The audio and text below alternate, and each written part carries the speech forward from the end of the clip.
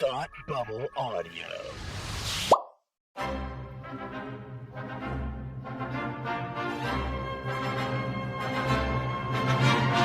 Look, up in the sky! You will never find the more wretched hive of scum and villainy. Welcome to Beer with Geeks with Tim and Frank.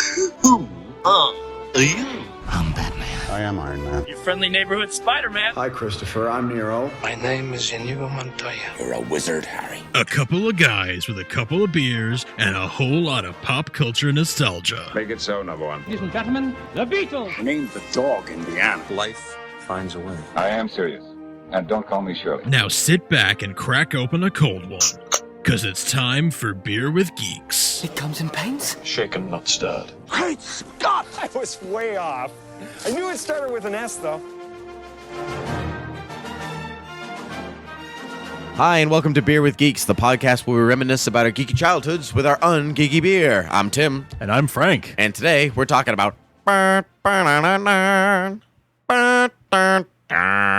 Yeah. Superman! Oh, yes, the day has come. Oh, yes. My day has come. All right, we're talking about Superman today, which Sean Connery was not in. But that's okay. Marlon Brando was. But Marlon Brando With his was. Rolex. With his Rolex, which we will be getting to at a future time. We should mention that Thanksgiving is coming up. We should mention here in the United Thanksgiving. States of America.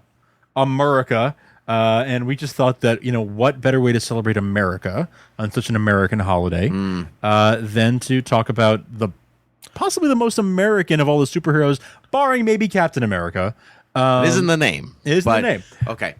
But I can connect this. Watch this. This Go ahead. Get your jazz hands ready, folks. All right, this man. is it. They're ready. I don't know why you Got 'em need on. jazz hands. Okay, so we celebrate America. All my stars and garters. We're celebrating America. Yes. Because the Pilgrims, the Puritans, whatever you want. Okay, you know where I'm going with this. See the eye roll. Okay, so they come for freedom. Okay, they come for religious freedom technically, but Freedom nonetheless. Freedom nonetheless. They come, they settle, and they have to start a new life on a strange land where they don't know anybody. Despite thinking they are alone, but they are not.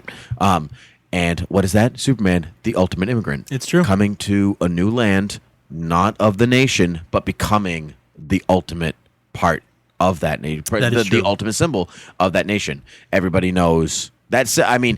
Now you can argue citizen of the world. Like everybody, like you go anywhere in the world, you put a Superman ass up, people know what that is. It's the second most recognizable symbol in the world next to the cross. That's nuts. And you could talk about Jesus and Superman allegories at the wazoo. Oh yeah. So, but we won't today. We won't today. Not today. But yeah, totally there.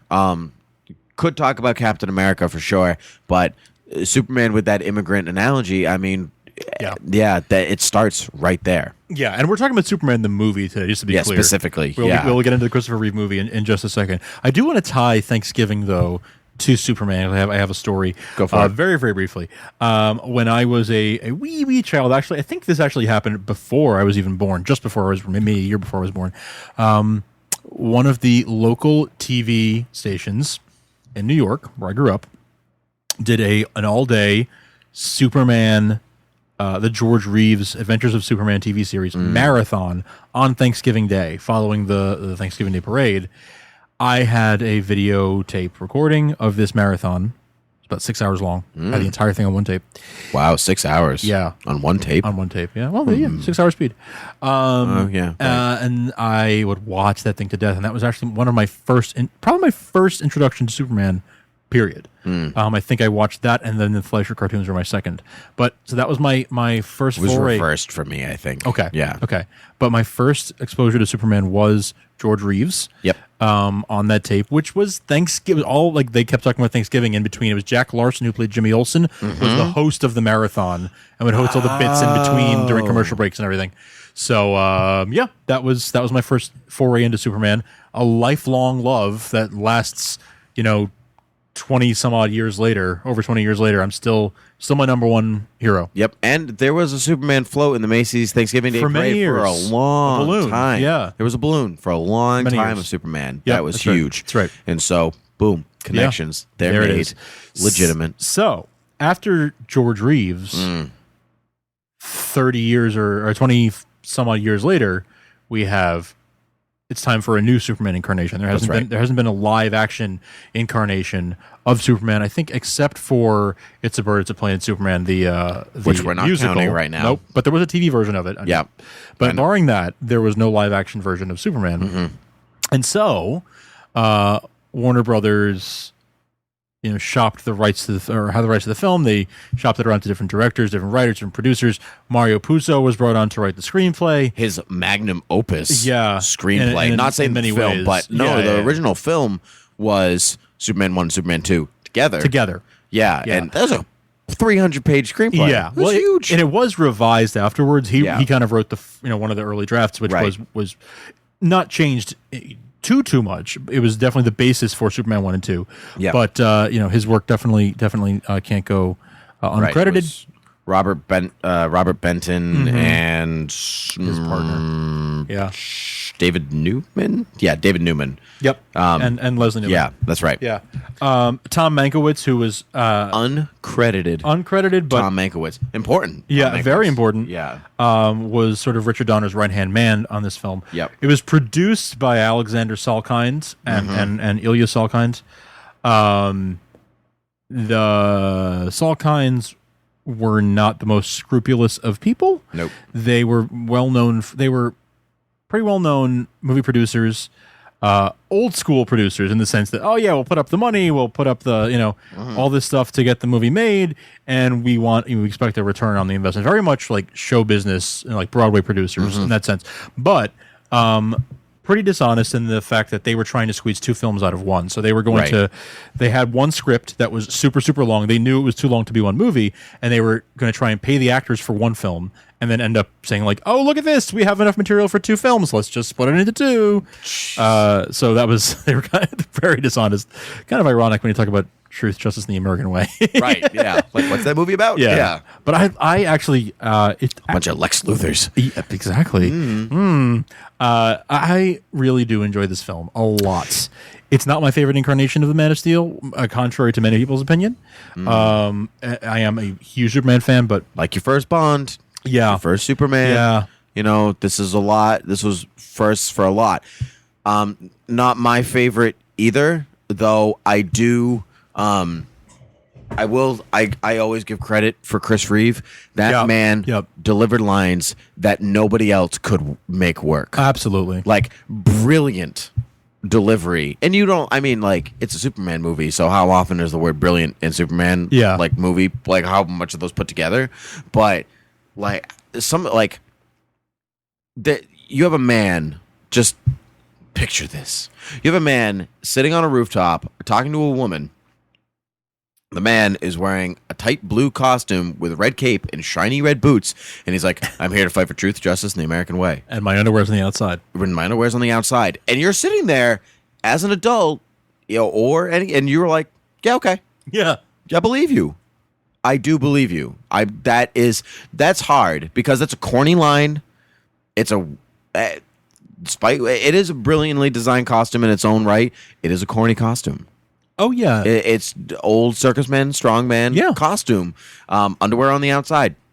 And he really makes it work. A lot of credit to Chris Reeve, a lot of credit to Richard Donner. Like, they just knew how to do it, so you're okay with the things that are said. Yeah. Plain and simple. Plain and simple. Yeah. The Christopher Reeve, amazing Juilliard trained actor, and his breakout role. And just, he was forever known. Yeah, a little typecast. He was a lot typecast. His injury later in life didn't really help with that. But no, a lot of things. Worse things to be typecast as, but still stinks for an actor trying to work. Yeah, exactly.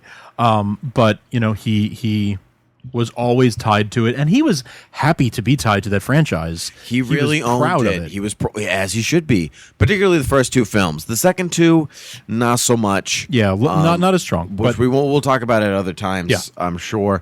But okay, this is kind of weird, but I have this theory. Okay. So talking about that rooftop scene. Okay. Yes. So what is the most famous line of that rooftop scene? I like pink very much, Lois. Yes, that's exactly the favorite line. Yeah. Oh, like what can't you can't see through lead, but can you see through this? Like, you know, like I'm wearing pink underwear, blah blah blah. Yeah, Do you like pink? I like pink very much, Lois. Like, what? Again, brilliant delivery. Yeah. Okay, here's my theory. Lois Lane, kind of abrasive. Sure. Okay. Superman. Okay, Lois Lane is a mean girl. On Wednesdays, mean girls wear pink. Therefore, they're a Superman visitor on Wednesday. All right. Yeah. Valid. Valid. I buy That it. is my theory. I am sold. That is like Valid. And Superman likes pink. There you go. Because it's Wednesday. And on Wednesday, Lois wears pink. Because she's a mean girl. Sold. Okay. Sold. Airtight. I'm in. There's no, you can't get around that. No, that's. Very good. Very good. You proud of yourself? Yeah, I'm so proud of myself for that. I can't even Fantastic. tell you. I wrote it down. It's in my phone. It's going to be there. That's what you thought. That's what Got I thought it. of. All Yeah, right, yeah. When I was Before we started recording. Before we recorded, I was like, I have a great idea, but I'm not going to tell you what it is. That's what came to me. Got it. Let's talk about all the pieces that make this a great film. So you've got great acting, right? Yeah. Gene Hackman, Christopher Reeve, outstanding acting right there. Those two names alone. Yeah. Marlon Brando, don't even have to talk about him, or Glenn Ford. Just the two big two big. This is the biggest story when God talked to Moses. Right. Oh yeah, Jackie Cooper. Yeah. Yeah. So you've got all these great actors. You've got outstanding music from John Williams, which we spoke about in another episode. But yes, we did. But absolutely worth mentioning again. Yes, we did. Sorry. Yeah. And I think we said in that episode that this has what every Superman theme needs to have, which is you can say the name Superman. You can say the name Superman. The syllables fit. And there are other Superman themes that fit this. The animated series from the 90s fit this. The Fleischer cartoons fit this. Yes. Lois and Clark fit this. Hans Zimmer's Man of Steel did not. I tried really hard. It's a nice score. Have you heard the mashup of the Zimmer and the Williams themes together? No, I haven't. We will listen to that. Yes, we will. That's going. Oh, yeah. Yes, it's interesting. Yeah. Anyway, it's a slow burn because the Zimmer one is a slow burn, but it's cool. Okay. Anyway, so you got great music from John Williams. You got the great acting. You've got Richard Donner, who just had a passion for this story and wanted to tell this story. Right. You've got Mario freaking Puzo writing the story. The guy at the Godfather. The freaking, the freaking Godfather. He left the gun on Krypton and exploded, but he took the cannoli. He took the cannolis to New York, to Metropolis. Bordering on racial stereotype. But I'm Italian, so it's okay. All right. You've got all these great elements building up together. They pioneered some really outstanding visual effects to make this movie happen. You'll believe a man can fly. That was the tagline, and gosh darn it, we all did, and we still do. Sometimes it's like. It's still really good. There are some things they do in this film that are still done in movies today. That scene, that were invented by this film. That's right. Okay, the scene in which his first night out as Superman, the robbers Spider-Manning his way up the building. Yes, and Superman's like standing on the side looking down at him when the guy starts to fall, and he goes after him, but he does this like catch thing, and you see it from the inside. You know what I'm talking about? Where he like catches it, and they flip down. Still awesome. Still great. Still awesome. You like seen in modern movies to this day. It's wire work. It's wire and camera work, but it's just so cool. It's a good argument for the merit of practical effects. Practical effects, you can't beat them. It's a movie made in 1978, and that scene still works. Many scenes in this movie do. Yeah, many do. I would argue that the helicopter scene, there are shots, many shots. Apart from the physics of it. Yep. There are many shots in that scene that still look fairly realistic. Yeah, look pretty realistic. They did a really, really marvelous job with the effects. They toyed with the idea of kind of going back to what George Reeves did, which was he refused to fly on wires, so he would just lay on this board that they would just sort of project onto, and you couldn't really. It was like inside his costume, and if you look carefully, you could see his chest looks really, really flat. But whatever. They were like looking at that. They were looking at wires. They were looking at just they even had they constructed. I don't know if you've seen this in the DVD extras. They constructed a radio controlled airplane that looked like Superman. that they were going to use for distant shots of him just flying through the sky. That's amazing. But it looks like a toy plane flying, even though it looks like a person. So they didn't use it. They never used it. But that's still there's cool. all this test footage of all these different things they were trying to do to make him fly, and they finally just said, you know what? Let's do wires, but not like Peter Pan wires. They figured out a way to do it better with the harness that's kind of under the which is something uniform. they're still using today. I mean, of course they've improved it, but on all that stuff. But I mean, like I remember watching extras for Superman Returns, in which they did a lot of like underwater footage, and stuff like that. Which I mean, it's not possible in 76, 77 when they were filming this. Well, I mean, even the legacy that some of the film. Some of the things that they kept rolling with, like Crystal Arctic Krypton, the crystals, that's something that had bled its way into the comics, into Smallville, and now only in the New 52 has it pulled itself away from, and in Man of Steel, because they were like, okay, it's been 30 years. Let's try something different. But that's what it was for a long time, just because of that film, which is again really smart. When have you ever come across another sci-fi fantasy film that's like the crystals are the computer? Right. Yeah, it was just like it put you in this mindset of like this is a sci-fi movie, and I think in a way that kind of legitimizes the whole franchise in a lot of when you look at it as a science fiction story. There are plenty of science fiction novels, right? That are taken as one or two, But there's plenty. But I mean, there are popular science fiction novels that are taken as legitimate literature, that are respected pieces of literature. Ender's Game, perfect. Ender's example. Game, or even Fahrenheit 451. There are many. Many. And they're respected literature.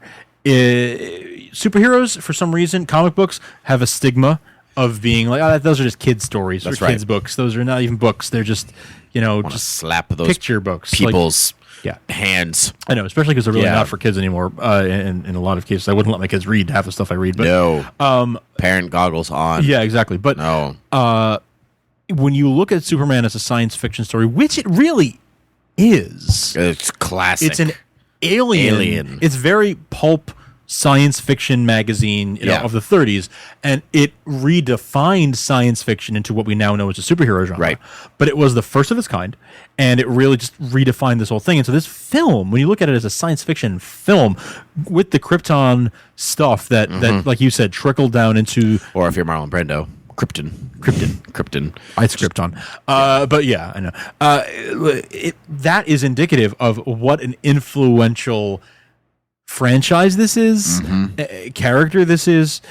When you look at it through the lens of science fiction, which is what it was meant to be originally, you really look at it, I think, in a different light, and you think of it as a much more quote unquote legitimate type of story and less childish kind of story. I think this film is the model on which many superhero films have been based ever since 1978. Absolutely. Lack of a better word, it's earnest. You believe it. Like I said before, you believe the lines that are coming out of his mouth. Like, you're like, okay, I got you. If you're in this world, you believe it. And so not every superhero film certainly is done earnestly, but when they are, you believe it. And Superman was really the first one to take that by the bolt. Now, not to say that it's not comedic. I mean, certainly has its funny lines. Actually, one of my favorite scenes in the movie, it actually might be my favorite scene, which is a really odd one. Bear with me. Lex Luthor, Otis, and Miss Tessmacher are in Lex Luthor's library, which is also great villain lair, by the way. But they're in the library, and he's like, and they're just like talking. He's like, know why the number 200 is so important to me and you? It's your weight and my IQ. Now think, that. And it's like, I wonder what they're wearing at Addis Ababa these days. And like, are we going to Addis Ababa, Mr. Luthor? Like Otis Berg. Just it's a little small place. Just, Mr. Spock has got her own, you know. Otis Berg, you know. It's funny. It's good. It's funny. Not my favorite portrayal of Lex Luthor either. No, but I love not Gene either. Hackman. Yeah. It's great. Gene Hackman's a great actor. They tricked him to shave his head. Did you I know know. that? Yeah, they tricked. I don't know how they tricked him, but they did. And that's impressive because he's bald for approximately 10 seconds in the whole movie. So he shaved his whole head for 10 seconds, which is awesome. I think I think it's really interesting. I heard Tom Mankiewicz talking about the film, and he like took the film and kind of spruced it, the script and spruced it up a little bit. Well, uncredited writers, what they do. Yeah. He kind of sweetened it a little bit, and he added some very important story like beats to the film. Not story elements, but beats. He really implemented the idea that Krypton was this like almost Shakespearean type of, old. They're walking around with their robes family and their crests on their chest. and their robes and Planet Krypton. We all have Rolexes. That's couldn't be bothered to take it off to film. But the dialogue is all very almost semi-Shakespearean, quasi-Shakespearean. Yeah. They're an advanced culture. Yeah, exactly. Yeah, and advanced in Shakespearean means advanced. Right. Yeah. Obviously. Right. But then, on the farm, on the Kent farm, it's this like down home and you Son, you were put here for a reason. Yeah. You have this feeling of, even if you've never grown up on a farm, which I have not and you have not. Nope. You have this Americana. So In a second. It tugs at you and pulls at you, and this is America, which is funny because it's Canada. Yes, they shot it in Alberta, Canada. Yes, they did. But you look at it, and I've seen other movies with other farms and anything like that, but there's something about that Kent farm, and you're like, America. Yeah. Yeah. And in all the times that you've seen the Kent farm in Superman things, okay, so let's say live action things. Superman, the original Superman quadrilogy. Sure. Superman Returns, Yep. Lois and Clark, and Man of Steel, and Smallville. I'm going to say Smallville and the first Superman film are, and maybe the Kent farm in Lois and Clark, but it's more the inside of the house than anything else. But I'm going to say Smallville and the first Superman film, I feel it's like the most America, both filmed in Canada. True. Yeah, which is just more funny to me. But they knew how to make it work. Yep. Yeah. Yep. Absolutely. Yep. Yeah. They nailed, and I think in part because Smallville based their farm, not entirely, but they looked for something similar from the film. A lot of Smallville did. I mean, the fortress was crystal and blah blah blah. Yes. It followed that whole thing. Yes. Very good. What's your favorite scene in the film? Favorite scene in the film is "Can You Read My Mind?" No, I'm kidding. I hate that scene. Actually, I hate that scene when she starts saying the words. It's so the weird. Song. I think she was originally supposed to sing it. Yeah, I know. Well, there is a sung version of it. It's a beautiful song. Yeah, it's a nice song. Yeah, with lyrics and not. Yeah. But it really is an odd. It almost takes you out of it for a second, where you're like, "Why are you rhyming, Lois?" You can fly like a bird in the sky. Oh my God, are you 5? Yeah, I know. Although I do like that scene, like with him taking her to fly, and it is very. It is I do like those moments, but you're right. That's weird when she starts rhyming. But yeah, no. Okay, favorite scene. I want to know. Favorite scene, I think, is actually. It's tough. I'm actually having a hard time with this. I think my favorite scene is when he's going through all the traps that Luthor has set for him. That is an awesome scene. Yeah, and not in the original. Not in the original cut. Yeah. It's in the extended. Yes, which is so cool. Yeah, such a great scene. But he walks through this tunnel, and there's like all these different. There's flames shooting at him. The bullets, machine guns come out from the walls and shoot at him. It's like a subway tunnel. Yep. I think that's my favorite scene. Yeah. Yeah. And not from the original film. I think it's the helicopter scene. Yeah, I think it's the helicopter scene because that's very iconic scene. First, it's iconic. It's. I don't care for Margot Kidder as Lois. I really don't. You know me either. She's not my favorite. I don't think she's terrible. I think she's a good actress, but I did meet her. She was a nice lady. I don't think she's terrible. She's my first autograph of a celebrity ever. Oh, that's cool. Actually, yeah. I don't think she's terrible. and I think she's a very nice lady, but I don't think she was a good Lois Lane. That's just my opinion. I don't think she's a terrible actress. I just think she's not a good Lois Lane. A good fit for Lois Lane, in my opinion. If you were to choose live action Lois Lane, who's your favorite? Dana Delaney doesn't count because she has only voice. I was going to say Dana Delaney would be because she's the best. Yeah. And Terry Hatcher I wouldn't even pick, even though I really do like her portrayal. It's a different portrayal. I do like Terry Hatcher's Lois Lane. Erica Durance then. Really? Erica Durance. I really love Noelle Neal from the 50s, but it's very much of the time. It wouldn't work in any other time period. I agree. I wouldn't even say she's a particularly outstanding actress. Yep. It just worked because of the show that she was given and the material she was given. I think Erica Durance. Yeah. Smallville. No, I would agree. Mostly, I think it took her maybe a couple of seasons to get there, but I think she had this very nice balance of humor and upfrontness, and she was her own woman. She could hold her own in a fight. There was a lot going for her in those moments. And by the time when the show ramped up, and by the time she got to the end of the show, she was Lois Lane that we all knew and loved. Yeah. But anyway, that Smallville will be a separate episode, I think, and I think maybe even a couple episodes, because I could talk about that show for hours. I know you could. We have talked about it for hours. Yeah. I've listened to you for hours. but this film, I think, is just a great prototype superhero film. And the formula, it is that the origin story formula that we see in many of the Marvel movies that have been so successful the last several years. Although Marvel's so secret thing said no more origin stories now, which will be interesting to see. We'll find out. But anyway, Iron Man is very, very similar in terms of the beats that it hits. 3 acts. Hero by the end of the first act. Yeah, that's generally that's generally it. Yep. Yeah, which is smart. Batman Begins follows the same thing. It's even with the Wandering and the. I mean, that's part of the origin story, but still, it's the same beats all the way through. Which is why I have no problem with that. I mean, it's the movie did really well financially and critically. And just through general audience, Superman was huge. And some people still watch that movie and they're like, yeah, that's Superman. That's totally it. That's it right there. Chris Reeve, I want to go back to him to finish up talking about this. Sure. We haven't talked about Clark Kent at all. Okay. I think his performance is stellar as Clark Kent.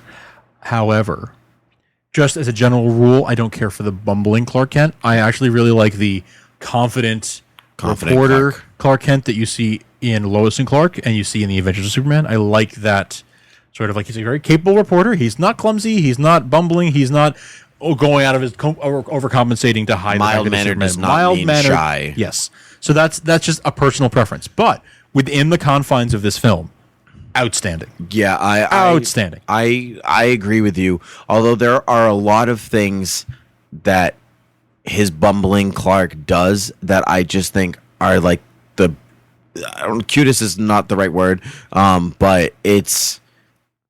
I like every time he pushes up his glasses. He's well, Lois, endearing. I just endearing. He's endearing. He's it'd be very hard not to like him.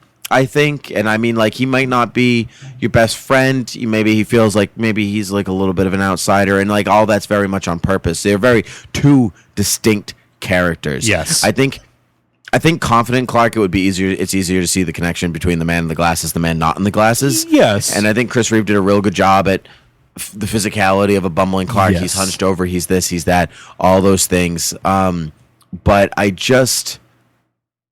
there's something about bumbling Clark where you're like, you wouldn't make it as a reporter, man. You just a little bit. You just wouldn't. Yeah, there is a piece of that, and that's one of the things that that's one of the reasons why I prefer the confident kind of Clark. But I agree. But that's a different kind of portrayal. I agree. And given what they've given us in this film, I think he did an excellent job. To the point where this is how everyone sees Clark Kent now. This is everyone thinks of. Oh well, Clark Kent has always been this bumbling reporter, and, who's clumsy, and to contrast the confidence that he gives off of Superman. People just think of it that way now. He's always been this way, quote unquote, always been this way. But it's because they grew up watching this portrayal, it left such an impact on now a couple of generations. Yeah, that's how many people just think of the Clark Kent character. Agreed. There's I don't know. There's something about it that I can't put my finger on why. Like, I know why, like, realistically, it's like, it doesn't work for me the same way. But again, like, in the confines of the film, and I'm having a hard time, like, forming my thought here, so bear with me. But, yeah, I really can't. I think that sometimes, okay, now I got it.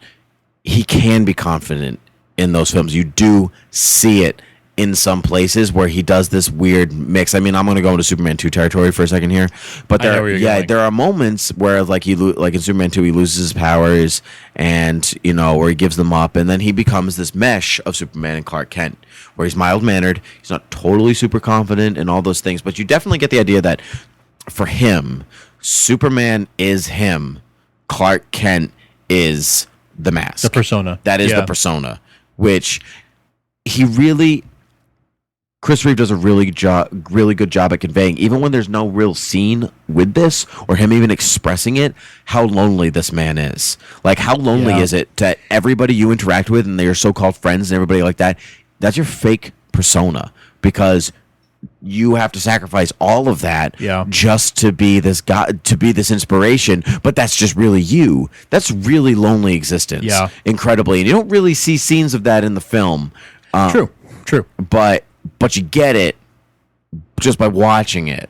You know where you do see it? You see it in the later films. When he goes back to the farm and you see him being himself on the farm. Yes, I agree with that. Yeah. You see it then. You see the loneliness. You see all of that. You see all of that. Yeah. Yeah. I think we could spend an entire episode potentially talking about the dichotomy between so is Clark Kent the real guy and Superman is the persona? Well, trod ground for a lot of topics like this, but yeah, I agree. It's definitely something we could talk about for a long time. Yeah, but not today, sir. Not today. Okay. All right. So, anyway, any final thought? I freaking love Superman. I love this movie. Watch it. If you haven't recently watched it, rewatch it and be amazed. Okay. I do have one story that I want to share. Please do. I'm going to out myself for a second on my occupation, which I haven't talked about yet. For those of you who don't know me, I'm a teacher. And I got into an argument, not really an argument, but a heated debate with one of my students about Superman. I haven't told you this story yet. You have no idea what I'm talking about. Okay, great. This is totally new for you. Okay, great. So first day of school. Okay, and for some, we were getting to know the homeroom thing, blah blah blah. And one kid, one of her things, like her lie was like, "I hate the Avengers," and I was like, "That's a lie. Nobody hates the Avengers." You were doing two truths and a lie. Yeah, we were doing two truths and a lie. Yeah, okay. And the kid's lie was like, "And I hate the Avengers," and I was like, "Lies. Nobody hates the Avengers unless you're talking about the 1998 movie with Ralph Fiennes and Uma Thurman. Everyone hates that." But she didn't know what I was talking about, but she was like, "Yeah, you're right. That's oh God, she was born after that movie, wasn't she?" Yeah, right. Oh God. Yeah, she was. Oh God. So anyway, and so she was like, "You know, you're right. I love the Avengers." And I was like, "Oh yeah, no, I love the Avengers," and something. And then I don't remember exactly how we got there, but the conversation then spiraled into her love of Superman. Nice. And no. And I was like, "I like Superman. I'm a bigger Batman fan." She was like, "Well, you're wrong because Superman is better." And I was like, "Oh, excuse him, what?" and so I was like, "I got a Batman shirt to prove that I like Batman more," and I got a box that's like Batman themed in my closet, which for the long story. And so, and she was like, "Well, you should get rid of it because it's not a Superman box." And I was like, "Oh, I'll show you. I'm gonna wear." There was a barbecue that night. I was like, "I'll show you.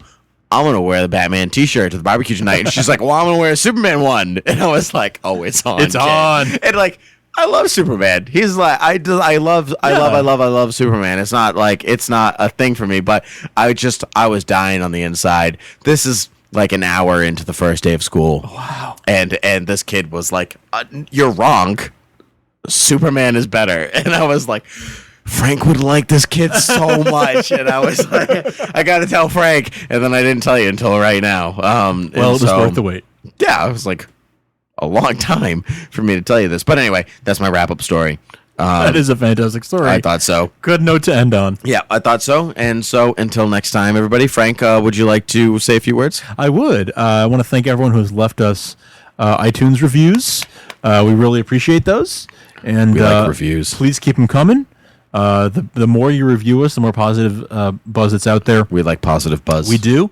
And the more of it we get, the better it is for the show and more people will find out about it. So thank you for that. We like thank yous. We like thank yous also. And if you'd like to thank us, don't thank us. We're not worthy of thanks. But if you'd like to write to us, beerwithgeeks@gmail.com or @beerwithgeeks on Twitter are the places to get in contact with us. So please do. Happy to read your emails on the show if you are so inclined. Just let us know. With that said, Timothy, I think my whole name. Yes, your Francis. full name. Yeah. Yes. I think that slams the lid on it for today. Yeah, I believe so. I believe so. And what's your favorite color? Blue. No, it's pink. Make it pink. Cheers. Cheers.